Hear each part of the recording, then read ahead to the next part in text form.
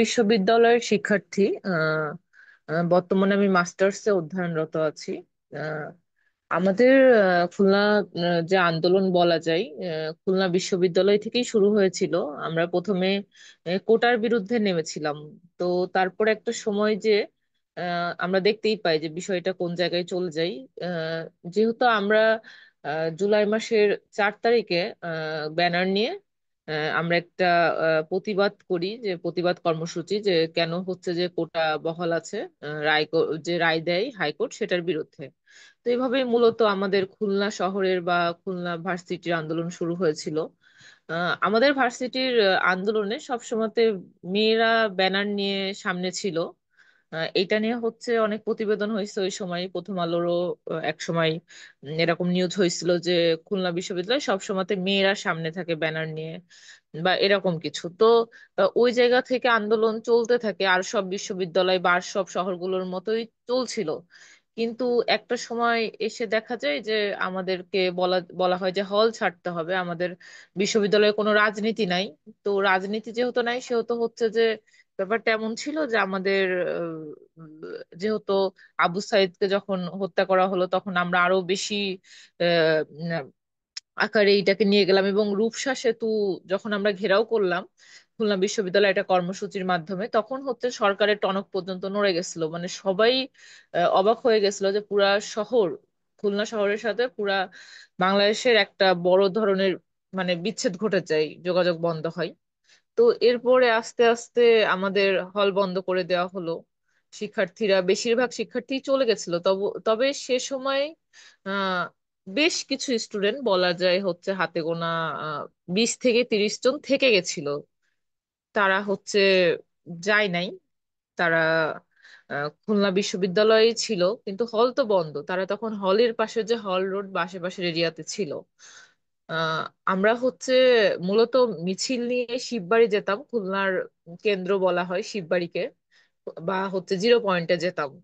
তো খুলনা বিশ্ববিদ্যালয় যেদিন হচ্ছে বন্ধ করে দেওয়া হলো, তার পরের দিন হচ্ছে আমরা পুলিশের চোখকে ফাঁকি দিয়ে বা যেভাবেই হোক আমরা শিববাড়িতে কয়েকজন জড়ো হই। জড়ো হওয়ার পরে আমাদের সিনিয়রদের মাধ্যমে ডিসিশন হয় যে আমরা আর কি ক্যাম্পাসে ব্যাক করব, তালা ভেঙে হলে প্রবেশ করব। তো সামহাও ওই সময়তে যারা সামনে ছিল, এখন তারা আর কেউ সামনে নাই। তারা সবাই হারাই গেছে বলা যায়। তো তারপরে আমরা যখন 18ই জুলাই মিছিলটা নিয়ে ক্যাম্পাসের খুব কাছে চলে আসি, তখন নিউজ পাই যে হচ্ছে যে আমাদের মুগ্ধ ভাই শহীদ হয়েছে। তো সেই দিন আমরা হচ্ছে যে আবার হচ্ছে নতুন করে ক্যাম্পাস পুনরুদ্ধার করি 18ই জুলাই। তারপরে 19 জুলাই সেম ভাবে প্রশাসনিক চাপ আসে, সেম ভাবে হচ্ছে যে অনেক রকম কথা ছড়ানো শুরু হয় যে এই হবে সেই হবে। আবার সবাই ভয় পেয়ে যায়, আবার বন্ধ হয়ে যায় ভার্সিটি। তারপরের দিন আবার বন্ধ হয়ে যায়। তো সেই সময় প্রায় 10 জন বাদে সবাই ফিরে যায়।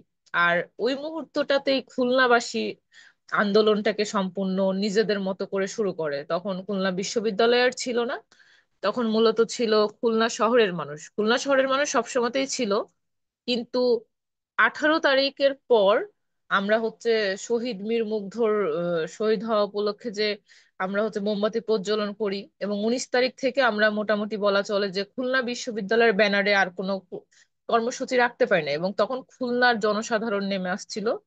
তারা সব সময়তেই আর কি আন্দোলন চালায় গেছে। কিছু মানুষ ছিল এই আন্দোলনের পিছনে সবসময় শক্তি দিছে, কেউ হচ্ছে যে অনেকভাবে সাহায্য করছে ওই সময়। এবং আমরা যখন আন্দোলন করতাম তখন এমন না যে শুধু হচ্ছে যে আপনার আমরা আন্দোলন করতেছি বা খুলনা বিশ্ববিদ্যালয়ের স্টুডেন্ট বা খুলনা শহরের কিছু মানুষ, এমন না। মানে জনসাধারণ ছিল সেখানে, কোনো দল ছিল না।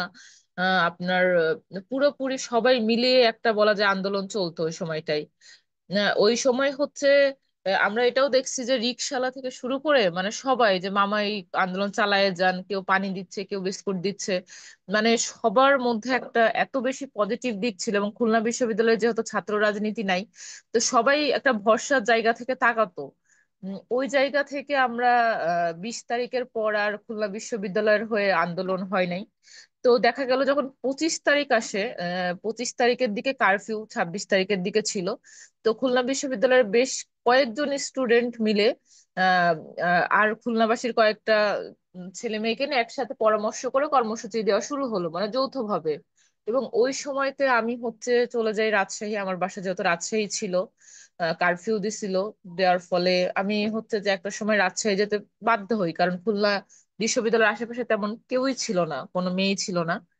উম রাজশাহী যে দেখি যে রাজশাহীর আন্দোলনও সেই একই ভাবে চলতিছে, এদিকে খুলনার আন্দোলন চালাইতে লাগলো, এইভাবেই আর কি একটা আন্দোলন শেষ পর্যায়ে যে দেখা গেল যে আমাদের খুলনা শহর 4ই আগস্ট হচ্ছে শহীদ, মানে স্বাধীন হয়ে যায়। কারণ হচ্ছে যে সবার আগে কিন্তু স্বাধীন হয় খুলনা। আহ, এই যে স্বৈরাচারের পতন, এই 4 তারিখেই কিন্তু খুলনায় যখন পুলিশ মারা যায়, বা খুলনায় হচ্ছে যে এইভাবে হচ্ছে পুলিশের গাড়ি পোড়ানো হয়, গোলাগুলি চলে, তখনই কিন্তু পুলিশরা উঠে যায়। তারা হচ্ছে পরের দিন 5ই আগস্ট আর কিন্তু তারা নামে নাই, বা 5ই আগস্ট কিন্তু তারা জনগণকে বাধা দেয় নাই, জনগণ নিজেদের মতো করেই মিছিল নিয়ে গেছে। এবং রাজশাহীতে তো 5ই আগস্ট প্রচন্ড গোলাগুলি চলে। রাজশাহীতে 5ই আগস্ট শহীদ হয় আমাদের নাজমুস সাকিব ভাই, তারপর হচ্ছে আলী রায়হান ভাই। তো মানে আমি একসাথে দুই জায়গার আন্দোলন দেখেছি, খুলনা বিশ্ববিদ্যালয়ের, খুলনার এবং রাজশাহীরও। এবং প্রতিটা আন্দোলনে আমার কমন যে জিনিসটা লেগেছে যে মেয়েদের যে পার্টিসিপেশন ছিল, বা মেয়েদের যে সামনে থেকে দাঁড়িয়ে মিছিলের ব্যানার ধরে নিয়ে যাওয়ার যে মানে যে পরিমাণ মেয়েরা আগায় এসেছে, সেটা হচ্ছে 5ই আগস্ট পরবর্তীতে কখনোই আগায় আসে নাই। যেমন আমি যদি বলি যে জুলাইয়ে খুবই মেয়েদের যে অবদান ছিল, মানে মেয়ে খুবই অল্প হতো, কিন্তু যে কয়জন হতো তারা কিন্তু সবসময় সামনে দিয়েই যেত, সামনেই থাকতো। তারপরে আপনাদেরকে যদি বলি যে 5ই আগস্ট পরবর্তী সময়ে কখনো মেয়েদেরকে সেভাবে হাইলাইট করা হয়নি। আমাদেরকে নিয়ে একটা জুলাই কন্যা প্রোগ্রাম করা হয়েছিল, ওখানে হচ্ছে আমাদের প্রধান উপদেষ্টা ছিলেন, তো উনি আমাদেরকে সম্মান জানিয়েছিলেন। কিন্তু এন্ড অফ দা ডে কেউ মনে রাখে নাই, কেউ হচ্ছে যে আহ, এই মেয়েগুলোকে নিয়ে কাজ করে নাই, যে এরা যে ব্যানার ধরে সামনে এগিয়ে এসেছিল, পুলিশের গুলিকে ভয় পায় নাই, তাহলে এই মেয়েগুলোকে নিয়ে দেশ গঠনে কাজ করি, তাদের এরকম কখনো মনে হয়নি। কারণ কিন্তু দেখা যায় যে মেয়েরা এখনো বাংলাদেশ পার্সপেক্টিভ অনেকটা পিছিয়ে আছে, তারা সামনে আসতে চায় না বা আসে না। সেই ক্ষেত্রে এই মেয়েগুলো যে বের হয়ে এসেছিল তাদেরকে ধরে রাখে নাই। আপনাকে যদি আমি একটা মানে সাধারণ উদাহরণ দিই, 5ই আগস্ট পরবর্তী সময়ে আমাদের খুলনা বিশ্ববিদ্যালয়ের অপরাজিতা হলে কোনো প্রভোস্ট ছিল না। প্রায় 1 মাসের বেশি সময় ধরে হলে কোনো প্রভোস্টই ছিল না, কোনো টিচারও দায়িত্বে ছিল না।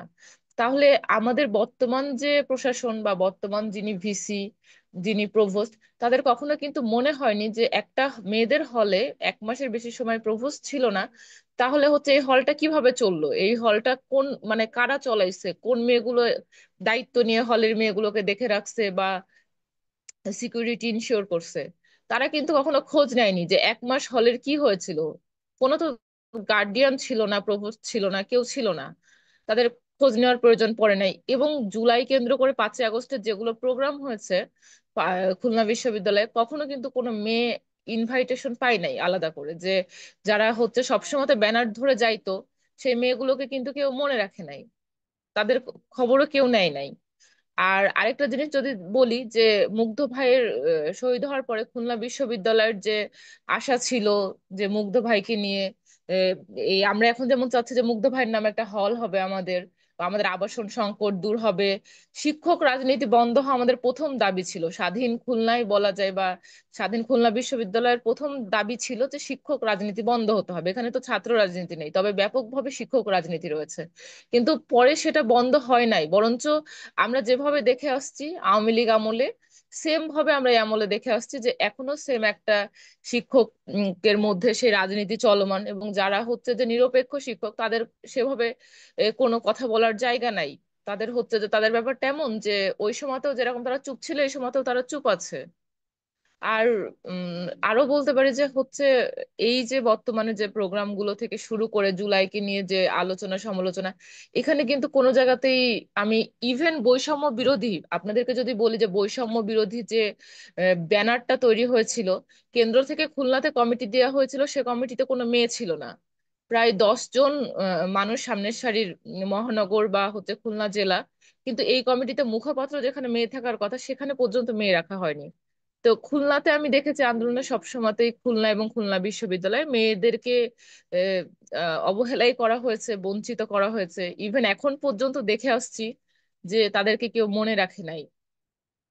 আর এটা বলা যেতে পারে যে আমরা আমাদের আরেকটা আকাঙ্ক্ষা আছে যে আমাদের সমস্যাগুলোর যে গোড়ায় যাওয়া প্রয়োজন, আমাদের সমস্যাগুলোর গোড়াটা কোথায়, বা আমাদের যে সমস্যাগুলো এখনো চলমান সরকারি ভাবে বলা যায়, নিয়োগে বলা যায়, সব জায়গাতে এখনো যে সমস্যাগুলো আছে এই সমস্যাগুলোর জন্য আমাদের গোড়ায় যাওয়া উচিত। এবং আমরা কিন্তু এখনো গোড়ায় পৌঁছাতে পারছি না। এই যে চাঁদাবাজি, চাঁদাবাজির গোড়ায় কিন্তু আমরা এখনো পৌঁছাতে পারি নাই। তো আমার মনে হয় যে একটা মেয়ে হিসাবে বা খুলনা বিশ্ববিদ্যালয়ের একটা হচ্ছে যে আমি একদম সামনের সারি থেকে ছিলাম, বা রাজশাহীতেও আমি সম্পূর্ণ অ্যাক্টিভলি আন্দোলন করেছি। কিন্তু এই আন্দোলন পরবর্তীতে মানে আমার অনেক ফ্রেন্ড আমাকে এসে বলে এখনো যে তুই যে এত বেশি আন্দোলনে ছিলি বা এত বেশি নিজের জীবন বাজি রেখে এইভাবে ঝাঁপাই পড়ছিস, এইভাবে তোকে হচ্ছে যে নামছিস, এখন তো তোকে বলে যে অনেকে যে তুই এনএসআই এর লোক ছিলি, অনেকে বলে যে তুই হচ্ছে যে করে এই আন্দোলন করে কি লাভ হলো, তোকে তো কেউ মনে রাখে নাই।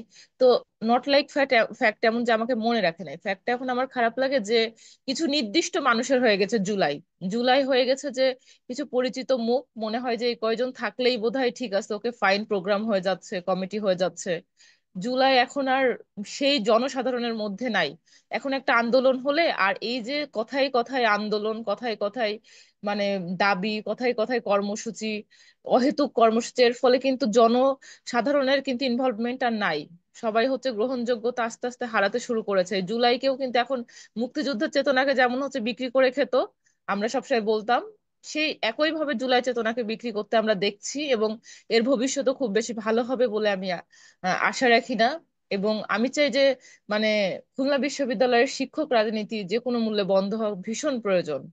না হলে খুলনা শহর বা খুলনা বা রাজশাহী কোনো দিকেই আমার মনে হয় যে খুলনা বিশ্ববিদ্যালয়ের যে নজির আছে রাজনীতিটা নাই, ছাত্র রাজনীতি, সেখানে শিক্ষক রাজনীতি থাকা সবচেয়ে বড় খারাপ নজির হিসাবেই আমি দেখি। ধন্যবাদ।